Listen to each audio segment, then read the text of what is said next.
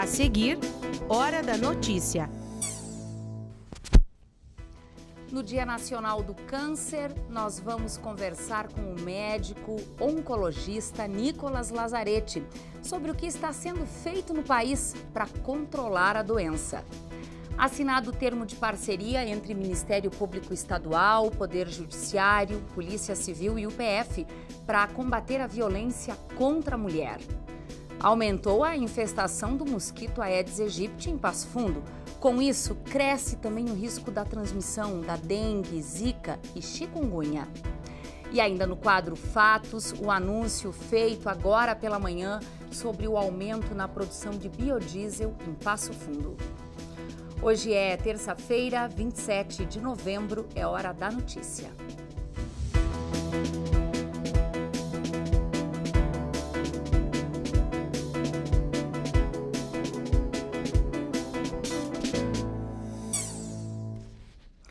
A Câmara de Vereadores aprovou ontem à tarde uma alteração no Plano Municipal de Educação, pela qual, sempre que for citada a palavra gênero no documento, ela deve vir junto com os adjetivos feminino ou masculino.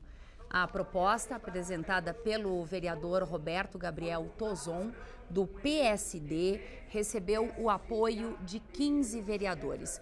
2 votaram contra e 3 se ausentaram. Professores e grupos ligados a movimentos LGBT criticaram o que consideram de retrocesso para a educação. Além disso, questionam a constitucionalidade da mudança, já que o próprio plano prevê revisão em 2020, desde que amplamente debatida. As manifestações favoráveis vieram de pais que entendem que a escola não tem o papel de educar sobre a questão de gênero. O projeto agora será examinado pelo Executivo, que pode sancionar, vetar ou também não se manifestar a respeito. O Ministério Público abriu procedimento administrativo para examinar se há, então, inconstitucionalidade neste ato. Um relatório da Organização das Nações Unidas revela que a cada hora 6 mulheres são vítimas de feminicídios cometidos por pessoas conhecidas. O relatório foi divulgado na abertura da programação dos 16 dias de ativismo pelo fim da violência contra a mulher. E buscando amenizar os conflitos domésticos com técnicas de justiça restaurativa, o Ministério Público Estadual, o Poder Judiciário, a Polícia Civil e a UPF assinaram um termo de parceria. Olha só. Um total de 87 mil mulheres foram vítimas de feminicídio em 2017 no mundo. O número integra o relatório apresentado pelas Nações Unidas, onde mais da metade das vítimas, cerca de 50 mil, foram assassinadas por conhecidos, seus companheiros, ex-maridos ou familiares. O documento indica que os assassinatos de mulheres por parte dos seus companheiros faz com que o lar seja o lugar mais perigoso para as mulheres e é frequentemente a culminação de uma violência de longa duração que pode ser prevenida. Baseado em dados como esse, Ministério Público Estadual, Poder Judiciário, Polícia Civil e UPF assinaram um termo de parceria. A partir dele, a ideia é trabalhar os conflitos que podem gerar a violência doméstica e atribuir um canal de comunicação com a comunidade sobre o assunto, evitando assim que a justiça seja a única alternativa de todas as causas. A principal proposta surgiu da necessidade de se trabalhar melhor os conflitos entre vítima e agressor, evitando que se torne uma prática a recorrência da Lei Maria da Penha. Se percebeu ao longo dos processos, dos novos registros, enfim, que muitas situações que envolviam a agressão no ambiente doméstico tinham também envolvidos os interesses não só da mulher, mas também dos filhos do casal, e se começou a pensar numa possibilidade de mediar esses conflitos nos casos em que isto é possível, não é? De forma a preservar não somente o interesse da mulher, mas também da família como um todo. Além dos órgãos oficiais, o termo de parceria, que conta com a UPF através do projeto Mediajur, o Núcleo de Mediação de Justiça Restaurativa, fará a mediação dos casos que são trazidos através de vias judiciais. O termo é permanente, isso para fortalecer a rede de proteção contra a violência à mulher. Sabemos que muitas vezes os casos acabam se repetindo e aquelas situações de conflito que é do âmbito familiar acabam virando casos de polícia, virando situações até que o pai dos filhos, enfim, acaba o companheiro sendo preso, né? E muitas vezes essa situação fragilizada, a companheira retorna ao convívio com o companheiro. Então é nesse sentido, e buscando atender todas essas necessidades, é que pensamos esse projeto trazer pelo Mediajur. Trabalhando de forma mais efetiva e protetiva a mulher e seus interesses, mas sem desconsiderar também ações que são indispensáveis de serem adotadas em relação ao ofensor, para estancar algumas situações e para até impedir que novos fatos pudessem ocorrer, levando em conta aí também a situação da vinculação afetiva existente em razão dos filhos em comum do casal. Então, é um termo que visa implementar ações no sentido de mediação de conflitos, evitando novas ocorrências, futuras ocorrências de violência doméstica e trazendo um modelo de funcionamento familiar que preserve os interesses da família como um núcleo, como um todo. No primeiro momento, os casos serão encaminhados e trabalharemos de forma individual com vítimas e com agressores, né, dos casos de violência doméstica, trabalhando no mínimo 10 encontros que nós chamamos de sessões, né, ou círculos restaurativos, e depois que então forem trabalhados, mas não apenas num sentido linear do direito, mas buscando atender das mais variadas áreas do conhecimento. Queremos focar numa visão multidisciplinar e depois desses 10 encontros, então, formar os parezinhos, né, e juntar, então, tanto a vítima quanto o agressor nos casos, enfim, reais ali, né, e, enfim, deles próprios para buscar atender as necessidades pessoais de cada um dos companheiros que ali estão no conflito. Entre 2018 e 2019, a estimativa é que o Brasil tenha 1.200.000 novos casos de câncer. Esse dado foi divulgado pelo INCA, o Instituto Nacional de Câncer. Bom, hoje é o Dia Nacional de Combate a essa doença. A data foi reconhecida pelo Ministério da Saúde em 1988, justamente para mobilizar a população sobre aspectos educativos e sociais no controle do câncer.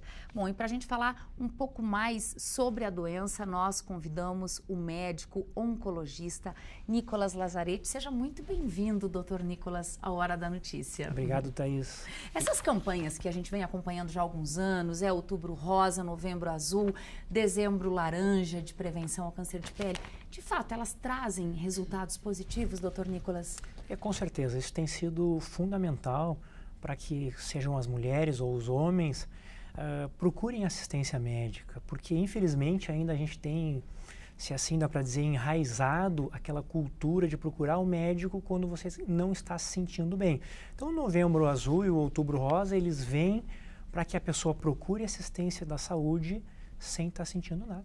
Por isso a importância da conscientização individual. Tem aquela partezinha que cada um precisa fazer, que é cuidar da sua própria saúde, do seu próprio corpo. Todos nós, eu também me incluo, a gente pensa que conosco não vai acontecer, né? Aconteceu com o fulano, o ciclano, mas sim, pode acontecer. Se nós não nos cuidarmos, não fizermos os exames indicados na idade certa, o problema pode vir. Doutor Nicolas, você ouve isso no consultório? Pacientes que chegam para você e dizem, olha, eu jamais achei que isso fosse acontecer comigo, eu até tinha uma vida saudável. Esses relatos fazem parte da sua rotina? É bastante frequente, né? Então, a população em si ainda tem aquele mito do câncer ser um sinônimo de morte, o que em absoluto não é verdade, né? Hoje, as pessoas ficam mais curadas do que pessoas que morrem. É bem claro isso aí. Isso se deve, com certeza, a toda a evolução e aos próprios cuidados que cada um está tendo. E muito mais curadas do que antigamente, do que 20, 30 anos atrás. Nem se compara. Não, absolutamente não se compara.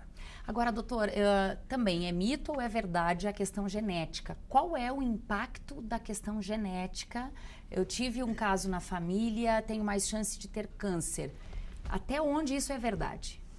Olha, isso vai depender da doença que o familiar, e normalmente o familiar de primeiro grau, teve. Um exemplo muito claro é o câncer de intestino, que sim tem uma relação genética. O câncer de mama e o câncer de próstata também tem, mas a grande maioria dos tumores não tem nenhum conhecimento sobre a alteração genética que possa ser transmitido para os seus familiares. Aí são os nossos hábitos errados de vida que causam a doença. Se tem a estatística que mais de 90% das causas que venham fazer com que o câncer apareça sejam causas comportamentais. Então, nós não estamos nos comportando, estamos dando a oportunidade que o tumor, o câncer apareça. Que oportunidades são essas que a gente aí acaba deixando a porta aberta e o câncer chega? Doutor, que hábitos são esses que a gente está falando? É uma coisa que a gente insiste todos os dias e que realmente com aquela ideia, olha, não vai acontecer comigo, a turma deixa um pouco de lado, que são as atividades físicas. Não é necessário fazer nenhuma academia, nada contra o pessoal da academia, mas você pode colocar o seu tênis, aí a sua bermuda e caminhar. Simplesmente 30, 40 minutos, 4 vezes por semana, está muito bem. Nunca é demais lembrar, o cigarro não pode ser utilizado em nenhuma hipótese. A alimentação. Então, essa nossa dieta rica em gordura, rica em conservantes, isso também traz, com certeza, malefícios à saúde.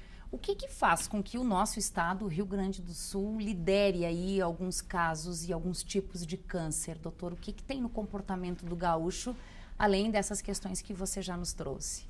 Especialmente nós estamos aqui numa região agrícola, então o câncer de pele ele está bem avançado aqui, mas felizmente é um tumor de simples tratamento.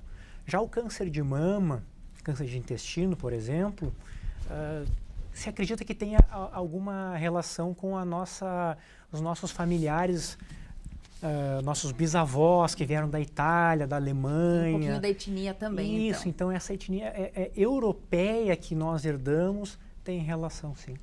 Bom, então fica aquele convite para que as pessoas aproveitem o dia de hoje, as mulheres façam um autoexame, aproveitando o apelo de Novembro também azul, que os homens busquem a consulta médica para que se possa ter uma vida saudável, não é, doutor? Claro que sim, Thaís. Então, esse dia é mais um dia para lembrar, mas a gente tem que pensar regularmente para cuidar da sua saúde. Então, que todos, assim, tenham os cuidados necessários. Obrigada, doutor. Muito obrigada e bom trabalho. Obrigado.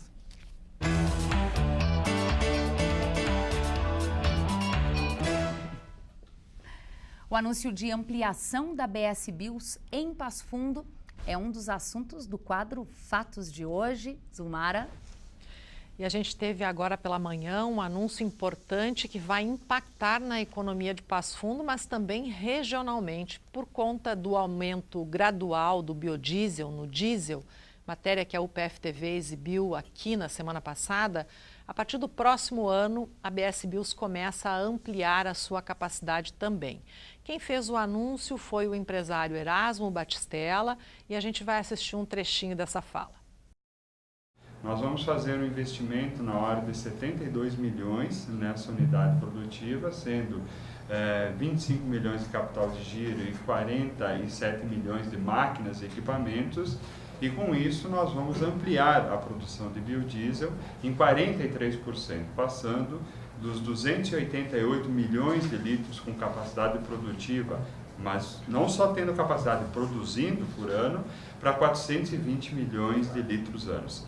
Além dos investimentos na unidade produtora de biodiesel, nós também vamos fazer investimento no processamento da soja, no esmagamento de soja. Então, nós vamos processar mais soja, quase 20% a mais de soja, e também vamos colocar uma refinaria que vai processar gordura animal, que é outra matéria-prima muito utilizada. E antes do biodiesel, isso era um subproduto, e hoje uma matéria-prima importante no Brasil e também na nossa região. Olha, e esse investimento vai gerar empregos diretos e indiretos, e quem comemorou foi o prefeito Luciano Azevedo. O anúncio foi feito no gabinete dele, na prefeitura. Passo Fundo tem também as suas dificuldades, os seus desafios, mas a cidade deve comemorar o fato de que nós estamos recebendo investimentos aqui que nenhuma outra cidade do interior do Brasil está recebendo.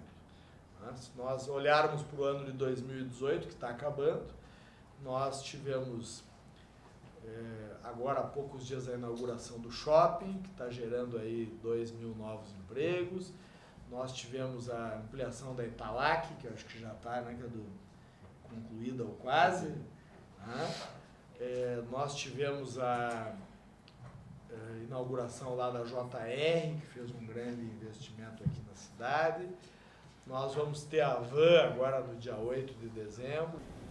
Isso, evidentemente, que deve ser comemorado. Nós não somos uma ilha, nós temos dificuldades, mas nós estamos conseguindo passar pela crise muito melhor que as outras cidades brasileiras. E hoje eu acho que é o grande presente de Natal para a população e para a cidade de Passo Fundo. Olha, o anúncio é excelente, mas existe também uma preocupação, e ela é com a infraestrutura, pois estima-se um aumento de 30% no tráfego de caminhões com esta ampliação da BS Bios. Assunto para os políticos que representam a nossa região. E, Thaís, é sobre o bom momento da economia local que o Estúdio 4 desta semana vai tratar. Por que Passo Fundo está fora da curva desta que tem sido uma das longas crises do país? Essa pergunta é pertinente porque, ao contrário da maior parte das cidades gaúchas, o município recebeu um aporte de investimentos e inaugura empreendimentos que prometem longa repercussão na economia local. O Estúdio 4 vai ao ar hoje à noite, às 11 horas, tem reprise amanhã às 8 da noite e na sexta-feira às 11 horas. Eu conversei com o secretário do Desenvolvimento Econômico, o Carlos Eduardo Lopes da Silva, também o presidente da CISA, Evandro Silva, e a economista e professora aqui da UPF, Cleide Moreto. Que bom, obrigada, Zumara. A gente vibra quando se tem boas notícias para a nossa região. Obrigada, bom trabalho. Até amanhã. O controle da proliferação do mosquito Aedes aegypti faz parte das ações da vigilância ambiental em Passo Fundo. É o que nós vamos falar depois do intervalo.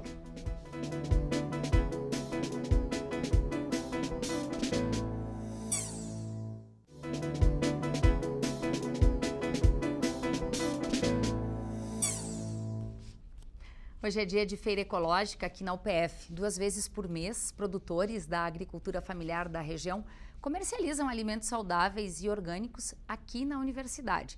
Entre os produtos tem frutas, verduras, bolos, sucos e artesanato. A feira acontece até às 5 da tarde, em frente ao Centro de Convivência, aqui no bairro São José. E toda a comunidade aqui da região é convidada a participar. O dia começou nublado e com temperatura amena. A tendência é que se mantenha assim no decorrer da terça-feira. Vamos ver como fica a previsão para os próximos dias.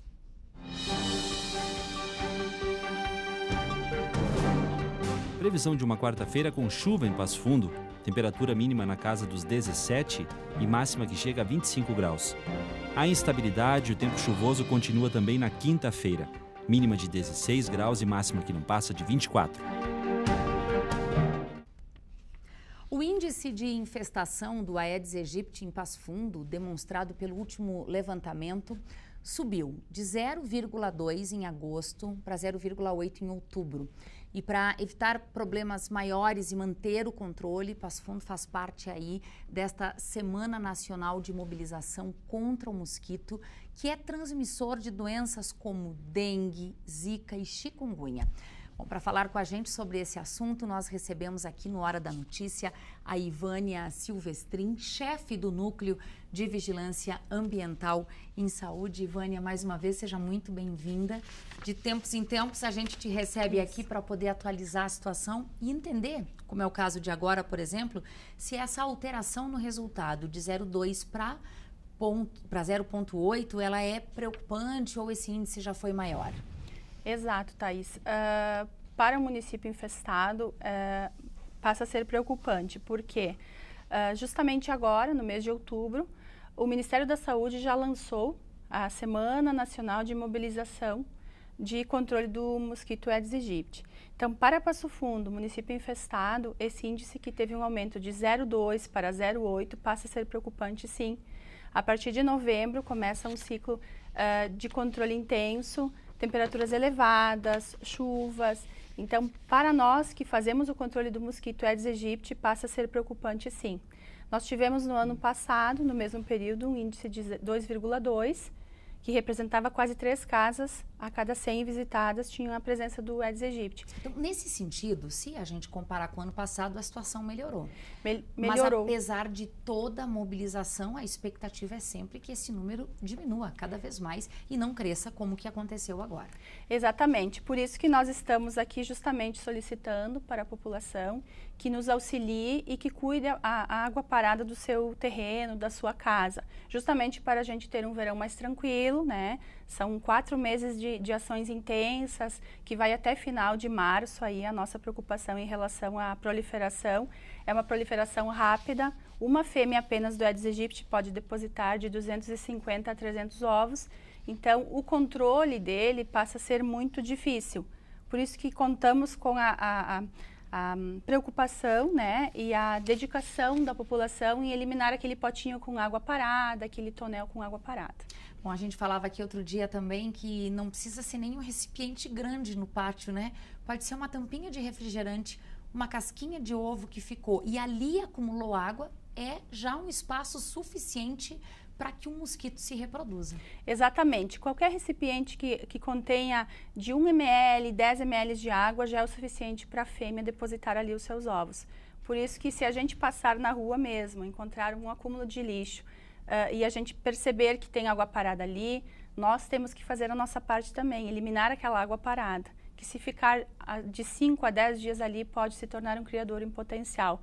Então, a gente pede, mais uma vez, para a população cuidar dessa questão da água, seja nos recipientes maiores ou menores. Bom, você falou antes que o índice do ano passado, de 2, alguma coisa, representava 3 casas a cada 100. Hoje, esse índice de 0,8 nos dá que dimensão a cada 100 casas? A cada 100 casas, menos de uma casa hoje, em outubro, né, quando foi realizado o índice de infestação, o 4º levantamento de infestação, mostrou que menos de uma casa havia a presença do Aedes aegypti. Isso caracteriza para o município um risco baixo de epidemia de dengue, zika e febre chikungunya. Então, estamos num momento tranquilo. Quais as áreas da cidade que hoje mais preocupam vocês? Posso te dizer, Thaís, que todos os bairros são bem preocupantes. Todos os bairros sem exceção, todos eles têm a presença do vetor. Então, todos eles são preocupantes para nós. Bom, acho que vale a pena, então, reforçar os cuidados que a comunidade precisa ter de agora em diante, já que o ambiente fica cada vez mais propício. Chuva, sobe a temperatura, essa mudança é tudo que o mosquito precisa para se reproduzir. Isso. A recomendação principal, e que a gente sempre volta aqui para fazer a toda a população, né, é que, em hipótese alguma, mantenha água parada.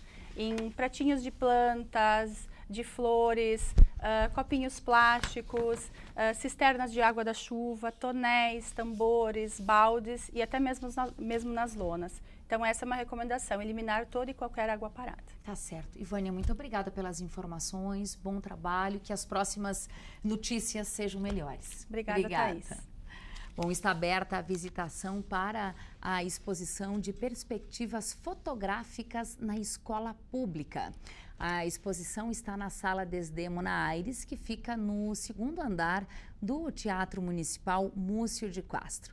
A linguagem fotográfica foi escolhida por educadores das escolas para o desenvolvimento cultural dos alunos, de acordo com suas perspectivas do plano educacional escolar. A exposição, então, mostra o olhar diferenciado dos alunos para diferentes temas que foram propostos pelos professores. O advogado criminalista mais antigo de Passo Fundo, Jabes Paim Bandeira, lança esta semana um livro sobre sua trajetória. E olha o convite que ele fez. Me chamo Jabes Paim Bandeira, estou fazendo 51 anos de formado em Direito pela UPF e 50 anos de Tribunal do Júri. Sou o mais longevo advogado do Tribunal do Júri dessa região. E então, no dia 29, agora quinta-feira, nós teremos o lançamento do meu livro de memórias, Memórias de um Criminalista, Casos e História, onde que conta os casos mais renomados que nós tivemos oportunidade de trabalhar, tanto na acusação como na defesa. E também, no livro, conta muito a história de Passo Fundo, a história da universidade, o primeiro prédio no campus, como é que foi adquirido o campus, como é que foi construída a prefeitura, a nova prefeitura de Passo Fundo, e outras histórias e casos que tornam o livro diversificado.